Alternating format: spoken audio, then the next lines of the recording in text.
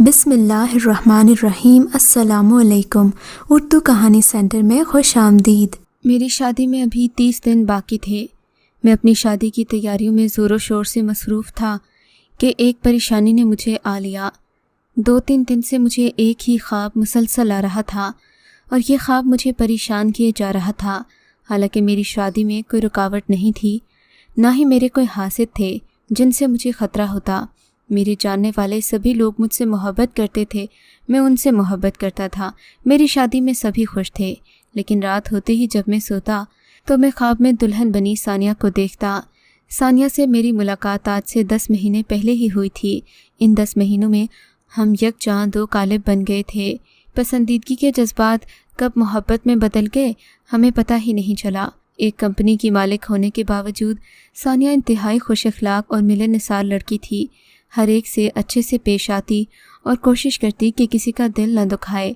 تبھی میں ثانیہ کا دیوانہ ہو گیا تھا، اور پھر اس کا مجھ پر اعتبار کرنا، وہ بھی جب کہ میں اس کا ایک معمولی سا ملازم تھا، میرے لیے ایک ناقابل یقین اور بڑی خاص بات تھی۔ اسی لیے میں ثانیہ کی دل و جان سے قدر کرتا تھا، اس کے بارے میں پریشان رہتا، ہمیشہ اس کا خیال رکھتا۔ لیکن آج کل جو پریشانی مجھے درپیش تھی اس نے میرا جینا حرام کیا ہوا تھا۔ خواب میں اکثر دیکھتا کہ ثانیہ دلہن بنی حجلہ عروسی میں بیٹھی ہے، میں اسے دیکھ رہا ہوں، ہم ایک دوسرے کو دیکھ کر مسکرا رہے ہیں۔ میں دروازہ کھولتا ہوں، اس کی جانب بڑھنے لگتا ہوں کہ وہ مجھے دیکھ کر مسکراتی ہے، لیکن اگلے ہی لمحے کمرے میں موجود بیڈ زور سے اچھالا جاتا ہے، ثانیہ نیچے گر پڑتی ہے اور میں حیران پریشان ارد گرد دیکھنے لگتا ہوں۔ دیواروں پر خون کے چھینٹے ہیں اور ایک لڑکی کے کراہنے کی آوازیں آ رہی ہیں۔ عموماً لوگ شادی سے پہلے رومان پرور سوچوں میں مگن ہوتے ہیں، لیکن میرے اس خواب نے میری شادی کی ساری خوشی کو کرکرا کر رکھ دیا تھا۔ میں ہر وقت سوچتا رہتا کہ آخر مجھے یہ خواب سونیا کے حوالے سے کیوں آتا ہے۔ میں نے 1-2 بار اس سے اس بارے میں بات بھی کی، جس پر اس کا کہنا تھا کہ یہ میری سنجیدہ طبیعت کی وجہ سے ہے، جبکہ میں اس کی بات سے اتفاق نہیں کرتا تھا۔ اگلے دن جب مجھے پھر وہی خواب آیا تو میں باقاعدہ ڈر گیا تھا۔ میں نے سوچا ہو نہ ہو اس شادی کے بارے میں ضرور کوئی ایسی بات ہے جس سے مجھے دور رہنا چاہیے یا اسے ٹھیک کرنا چاہیے۔ تبھی اگلے دن میں صبح سویرے مولوی صاحب کے پاس گیا۔ ان سے میری اچھی جان پہچان تھی، والد کے زمانے سے یہ مجھے جانتے بھی تھے اور ہمیشہ میرے لیے دعائیں کیا کرتے تھے۔ میں نے انہیں سلام کیا، ان کے پاس بیٹھا، انہیں اپنے مسئلے سے آگاہ کیا، ان کو بتایا کہ مجھے یہ خواب آ رہا ہے۔ کہنے لگے بیٹے، اس میں ضرور اللہ کی کوئی مصلحت ہوگی جو تمہیں اس طرح کا خواب آ رہا ہے، لیکن تمہارے خواب کی تعبیر فی الحال جو میں بتا سکتا ہوں وہ یہ ہے کہ تمہاری شادی نہیں ہو سکتی۔ قدرت کو تم دونوں کا ملن منظور نہیں ہے، بہتر ہے کہ تم اس سے خود ہی پیچھے ہٹ جاؤ، ورنہ ہو سکتا ہے کہ تم کوئی بڑا نقصان بھی اٹھاؤ۔ بہرحال بیٹے، یہ تمہاری نیت پر مبنی ہے کہ اب تم ان حالات میں کیسے چلتے ہو۔ مولوی صاحب کی بات سن کر میں پریشان ہو گیا، سمجھ میں نہ آتا تھا کہ کیا کروں۔ شادی میں صرف 30 دن رہ گئے تھے، ایسا کیسے ہو سکتا تھا کہ یہ شادی رک جائے۔ میں نے بھی دل میں تہیہ کر لیا کہ اب کچھ بھی ہو جائے یہ شادی کر کے رہوں گا، چاہے قسمت میں جو بھی لکھا ہو۔ میں بھول گیا تھا کہ انسان جو سوچتا ہے اکثر وہ بات نہیں ہو پاتی، انسان کو قدرت کے آگے ہار ماننا ہی پڑتی ہے۔ لیکن اسی لمحے میں نے سونیا کو فون ملایا۔ سونیا تو ہر وقت میری کال کے انتظار میں ہوتی تھی۔ کال پک کرتے ہی میں نے اس کا حال احوال پوچھا تو کہنے لگی، تمہاری یاد آ رہی تھی، بہت بے چین ہوں۔ میں نے کہا، آج سے میں نے اپنے پلان میں تھوڑی سی تبدیلی کی ہے۔ ہم شادی 30 دن بعد کرنے جا رہے تھے، یعنی 1 مہینے بعد، لیکن اب کچھ معاملات ایسے ہو گئے ہیں کہ ہمیں جلد ہی شادی کر لینی چاہیے۔ میں شاید قسمت کے لکھے ہوئے سے بچنا چاہتا تھا۔ تب ثانیہ ہنسنے لگی، کیوں بھائی، اتنی بھی کیا جلدی ہے؟ شادی 1 مہینے بعد طے پائی ہے تو 1 مہینہ صبر کر لو۔ نہیں سونیا، ایسی کوئی بات نہیں ہے، دیکھو میں تمہیں کھونے سے ڈرتا ہوں۔ میں نے کہا، میں نہیں چاہتا کہ تم مجھ سے دور چلی جاؤ، بس کچھ ایسی ہی باتیں ہیں کہ مجھے ڈر لگنے لگا ہے۔ میری بات پر ثانیہ بھی سنجیدہ ہو گئی، لیکن مسئلہ یہ تھا کہ 30 دن سے پہلے شادی کرنا ممکن نہ تھا۔ یہ ہمارے کام کا سیزن ہوتا تھا، اس کے علاوہ ہمیں کم ہی کام ملا کرتا تھا، سو ہماری یہ کوشش تھی کہ اس سیزن میں ہم سب سے زیادہ توجہ اپنے کاروبار کو دیں اور اس کے بعد 1 مہینے میں شادی کر لیں۔ لیکن اس خواب کے آنے کے بعد میں نے فیصلہ کر لیا کہ شادی جلد ہی ہوگی۔ तभी मैंने सोनिया से कहा कि हम कल से शादी की शॉपिंग करने जाएंगे, इकट्ठे शॉपिंग करेंगे और फिर शायद इसी दौरान हम कोई प्रोग्राम भी बना लें जिसके तहत हमारी शादी जल्दी हो जाए। सोनिया ने हामी भर ली। अगले दिन मैं उसे पिक करने उसके घर चला गया। सानिया ने दरवाज़ा खोला तो उसके साथ एक कम उम्र लड़की भी खड़ी थी। लड़की के चेहरे पर काफ़ी डर और खौफ अयान था। मैं ये देखकर हैरान रह गया कि ये कौन है, लेकिन मैंने सानिया से पूछना चाहा तो उसने कोई जवाब नहीं दिया। कहने लगी कि जल्दी करो, हमें देर हो रही है। मैंने सानिया को गाड़ी में बैठने का कहा। वो लड़की पिछली सीट पर बैठ गई और हम गाड़ी ड्राइव करने लगे। मैं बैक व्यू मिरर में देख रहा था। लड़की बार बार मुझे गहरी नज़रों से देख रही थी, जैसे कुछ कहना चाहती हो मगर कह ना पा रही हो। थोड़ी देर गुजरी थी कि हमारा शॉपिंग मॉल आ गया। मैं गाड़ी से उतरा तो मेरा ध्यान उसी लड़की की तरफ था। सानिया को मेरी ये बात बुरी लग रही थी। कहने लगी, तो मेरे साथ आए हो या इसे देखने? मैं उसके पीछे पीछे चल पड़ा। वो लड़की गाड़ी में ही बैठी थी। उसने अपने आप को एक चादर से ढांप रखा था। हम लोग मुख्तलिफ एरियाज़ में घूमकर शॉपिंग करते रहे। सानिया ने दिल खोलकर शॉपिंग की। शादी के लिए वो भी उतनी ही खुश थी जितना कि मैं खुश था।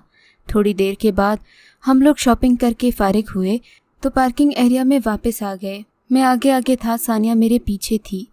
गाड़ी के करीब पहुंचकर मुझे लगा कि किसी के कराहने की आवाज़ें आ रही हैं। गौर करने पर पता चला कि ये आवाज़ें हमारी ही गाड़ी से आ रही थीं। मैंने गाड़ी में झांक कर देखा तो लड़की अपने वजूद को बुरी तरह झंझोड़ रही थी। मुझे कुछ शक हुआ। सोनिया के आने में 2 मिनट बाकी थे। मैंने उसकी चादर हटाकर देखा तो ये देखकर हवास बाख्ता हो गया कि उसके हाथ उसकी कमर पर बंधे हुए थे। जाहिर है मेरे लिए ये बड़ी हैरानकुन बात थी। वो बच्ची खुद को छुड़ाना चाहती थी। मुझे सानिया पर गुस्सा भी आया और शक भी बहुत हुआ कि न जाने इसने इस बेचारी को क्यों यहाँ अजियत में बांध रखा है, जबकि ये बच्ची न सिर्फ खूबसूरत थी बल्कि बहुत मासूम और बेचारी भी लग रही थी। मैंने आगे बढ़कर गाड़ी का दरवाज़ा खोला। सीट पर बैठकर उसके हाथ खोलने लगा कि इतने में सानिया आ गई। आते ही वो मुझ पर चिल्ला उठी, ये क्या कर रहे हो? देख नहीं रहे ये पागल है, इसका जहनी तवाज़ुन ख़राब है। मैंने इसे इसीलिए गाड़ी में रखा है कि ये कहीं भाग न जाए। सानिया की बात सुनकर मैं पीछे हट गया, लेकिन लड़की की आंखों से आंसू बहने लगे, जैसे वो कुछ कहना चाहती हो। वो बार बार अपना सर नफ़ी में हिला रही थी कि जैसे अपने पागलपन की नफ़ी कर रही हो, लेकिन सानिया मुझे उसकी बात का यकीन न करने दे रही थी। कहने लगी, ये पागल है, मैंने इसे अपने घर में काम काज के लिए रखा था, लेकिन इसका जहनी तवाज़ुन ऐसा नहीं कि इससे घर का कोई काम करवाया जाए। मैं इसका इलाज भी करवा रही हूँ, इसे हर वक्त अपने साथ रखती हूँ, मुझे इससे हमदर्दी है। गर्ज सानिया ने ऐसी बातें की कि मैं लड़की को छोड़कर आगे ड्राइविंग सीट पर आ गया। अब गाड़ी चलाने की बारी मेरी थी। सानिया अपनी शॉपिंग के बारे में मुझे बताने लगी। सारा रास्ता वो लड़की अपने मुंह में घुटी घुटी चीखों से मुझे अपनी जानिब मुतवज्जे करने की कोशिश करती रही, मगर सानिया के कहने पर मैंने उसे कोई ध्यान नहीं दिया। सानिया को घर ड्रॉप करके मैं वापस अपने घर आया तो मेरा दिल बहुत बेचैन था। सानिया से बात करने को भी जी न चाह रहा था। ऐसा लगता था कि सानिया वो नहीं है जो मुझे नज़र आ रही है। उसकी ये बेईमाना तबीयत देखकर मेरा उस पर से दिल उठ सा गया था। लेकिन शादी के 30 दिन पहले मैं उससे अब क्या कहता, और अब तो हमारा इरादा 20 दिन के अंदर अंदर शादी करने का था। ऐसे में मेरा उसे उलझना मुनासिब नहीं था। मैंने सोचा मैं उसकी ज़ाती मामलात में दखल अंदाजी नहीं करूँगा। वाज़िह रहे कि मैं बहुत ही मुत्तकी नौजवान था। इन दिनों जबकि नौजवान फिल्मों और टीवी के रसिया थे, मैं हमेशा कुरान पाक की पाबंदी से तिलावत करता और 5 वक्ता नमाज़ें अदा किया करता था। शायद इसीलिए अल्लाह ताला ने मेरे ज़मीर को मेरे लिए बेचैन कर दिया ताकि मेरी आंखें खुल जाएं। उस रात भी जब मैं सोने के लिए लेटा, मेरी आंखों में उस लड़की का चेहरा घूम गया। उसकी आंखों से छलकते आंसू याद आ गए और बार बार मुझे सोनिया का वजूद खटकने लगा। तब न जाने कब मुझे नींद आ गई। आज जब नींद की वादी में गुम हुआ तो मुझे फिर वही ख्वाब सुनाई दिया। सोनिया का उरूसी लिबास और वही चेहरा मेरी आंखों के सामने आने लगा। फिर मैंने वही चीखें सुनी, फिर उन्हीं चीखों की आवाज़ें आने लगीं। मैं हड़बड़ा कर उठ बैठा। ये ऐन वैसी ही चीखें थीं जो उस बच्ची की आज मैंने सुनी थी। गौर किया तो पता चला कि उनमें गैर मामूली हद तक मुमासिलत थी। इस बात ने मुझे और भी बेचैन कर दिया। मैंने सोच लिया कि अब मैं सोनिया की हकीकत का पता लगा कर रहूँगा। वो बच्ची जिसे वो अपनी मुलाजिमा बता रही थी यकीनन कोई और होगी, यकीनन अपने आप में एक कहानी होगी। अगले दिन मैंने न जाने क्या सोची कि सोनिया को लेकर शहर के सबसे मशहूर शॉपिंग मॉल में चला गया। यहाँ से शहर के अमीर तरीन लोग शॉपिंग किया करते थे। मुख्तलिफ औकात में मैं इस बात का अंदाज़ा कर चुका था कि सोनिया को इस मॉल में जाना पसंद नहीं है, लेकिन जानते बूझते हुए भी मैं आज उसे वहाँ लेकर गया। मैं जानता था कि सोनिया के इस रवैये के पीछे ज़रूर कोई न कोई मसलहत होगी। खैर मैं उसे लेकर आया। मुख्तलिफ मलबूसात पसंद करते हुए उसकी निगाहें इधर उधर भटक रही थीं। वो बार बार न जाने कहाँ खो जाती। बिलाखिर एक सुर्ख अनारी रंग का जोड़ा हमें पसंद आया। मैंने उससे कहा कि ट्राई रूम में जाकर ये जोड़ा पहन कर आओ, मैं देखूंगा तुम पर कैसा लगता है। सोनिया वो जोड़ा बददिली से लिए ट्राई रूम में घुस गई। तभी मैंने देखा एक शख्स तेज़ी से मेरी तरफ आ रहा था। वो न जाने कब से हमें देख रहा था। उस शख्स ने मुझे सलाम करने के बाद पूछा, अगर आप बुरा न माने तो आपसे एक बात पूछूं? वो शख्स जल्दी में लग रहा था। जी पूछें। ये खातून जो आपके साथ आई हैं, क्या इनका नाम सानिया है? उसने यकीन से कहा, जी हाँ, सानिया रहमान है। आप क्यों पूछ रहे हैं? अगर आप इस औरत की हकीकत जानना चाहते हैं तो मेरे साथ चलें, उसने तीखे लहजे में कहा। मैंने एक नज़र ट्राई रूम की तरफ डाली। मेरे पास फैसला करने के लिए 30 सेकंड थे। सोनिया कमरे से बाहर आने ही वाली थी। मैंने उस शख्स की तरफ देखा और हाँ में सर हिला दिया। सोनिया को वहीं छोड़कर मैं उस शख्स के साथ आ गया। पार्किंग एरिया में आकर वो एक बड़ी सी गाड़ी में बैठा और गाड़ी ड्राइव करके एक अनजाने रास्ते पर चलने लगा।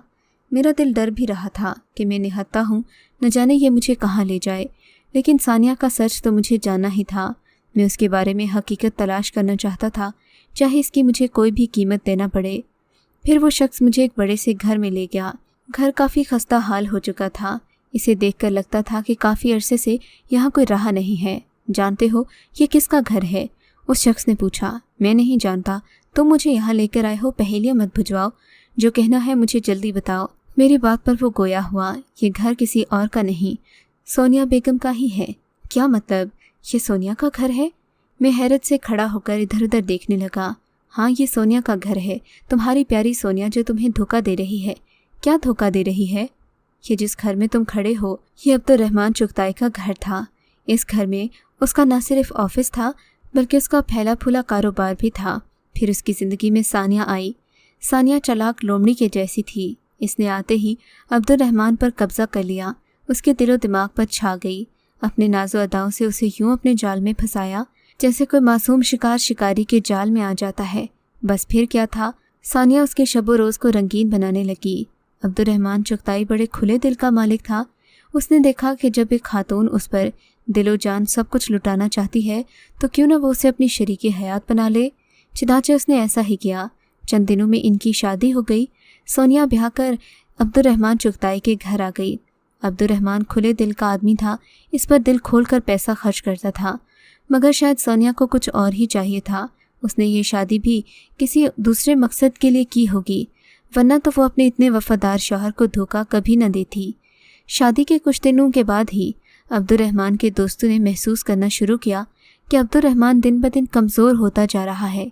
उसकी सेहत गिरती जा रही थी, चेहरा काफ़ी कमज़ोर हो गया था, जिस्म भी जो भरा भरा होता था अब मुरझाने लगा था। हम सब उसकी यह हालत देखकर परेशान थे। खुद सोनिया भी इस हालत से काफ़ी मुतफक्किर थी, लेकिन न जाने क्यों सोनिया का हरा भरा तरोताज़ा चेहरा देखकर लगता नहीं था कि उसे कोई गम है। बिलाखिर मैंने अपने तय तफ्तीश करने की सोच ली। मेरा दिमाग तो शुरू से ही ऐसा है। तुम्हें भी ढूंढने में मैंने काफ़ी मेहनत की है, और जानते हो मुझे उसी दिन पता चल गया कि सोनिया एक डॉक्टर से जहरीली दवाएं लाती है और अपने शौहर को खिलाती है। वो शख्स जो उसे बेपनाह मोहब्बत करता था, सीधी सादी तबीयत का मालिक था, अपनी बेटी तक उसे सौंप दी थी, और ये कमीनी औरत उसे धोखा दे रही थी। वो शख्स गुस्से से बोला, अच्छा फिर क्या हुआ? मैंने हैरत से पूछा, फिर होना क्या था? सोनिया ने अपने शौहर को दिन ब दिन जहर देकर इस कदर कमज़ोर कर लिया कि वो बेचारा चारपाई से उठने के काबिल न रहा। इसी दौरान उसकी छोटी बेटी मरियम पर मुजालिम बढ़ते गए। वो 16-17 साल की बच्ची थी, इन बातों को नहीं समझ सकती थी। सोनिया ने उसकी खुद एतमादी को रौंद कर रख दिया।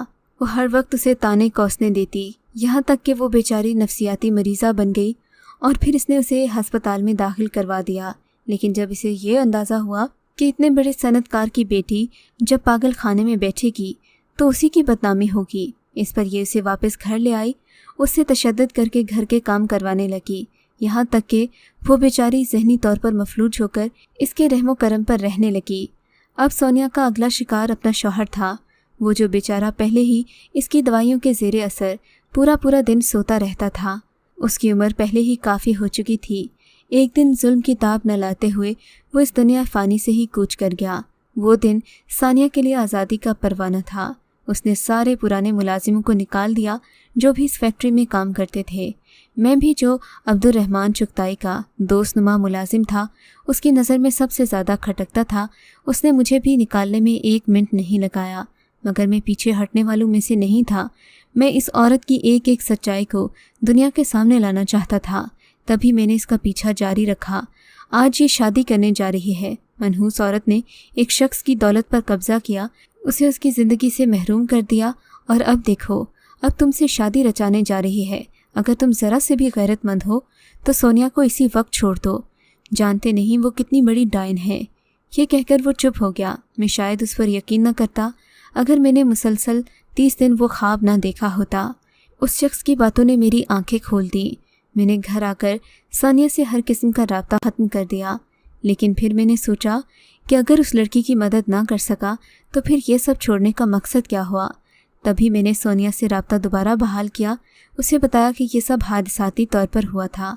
बहरहाल मैंने अब्दुर्रहमान के दोस्त और दूसरे लोगों की मदद से सानिया के खिलाफ पूरी तरह से जब सबूत इकट्ठे कर लिए तो उसे अदालत के कटहरे में ला खड़ा किया। इस बात पर मुझे आज भी फ़ख्र है कि अदालत ने फ़ैसला अब्दुर्रहमान के हक़ में दिया और सोनिया हमेशा के लिए जेल की सलाखों के पीछे चली गई। सच कहते हैं कि बुराई का अंजाम बुरा ही होता है। मैंने अब्दुर्रहमान की बेटी मरियम से शादी कर ली। ये शादी इसलिए नहीं की कि वो कम उम्र थी या उससे ज़्यादा खूबसूरत थी, बल्कि इसलिए की ताकि उसे अपनी खोई हुई खुशियाँ वापस दिला सकूं।